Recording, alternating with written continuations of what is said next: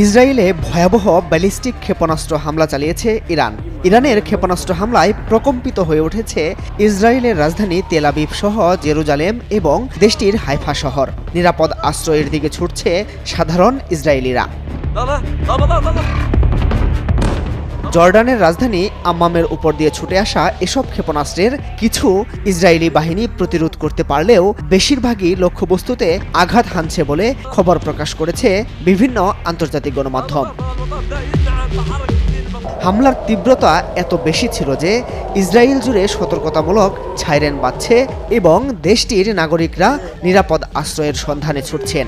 ইসরায়েলের রাষ্ট্রীয় টেলিভিশনে সরাসরি সম্প্রচারকালে রিপোর্টারকে মাটিতে শুয়ে পড়তে দেখা গেছে।